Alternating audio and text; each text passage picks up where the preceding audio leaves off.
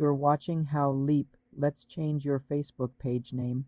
Open Facebook in a web browser and go to your page. Click Settings in the left-hand menu. Click Page Info in the new menu that appears. Next to Name, click Edit. Enter your new page name. Click Continue. You may be asked to verify your identity. Follow the prompts. Facebook will review your request, which can take up to 3 days. You're watching How Leap.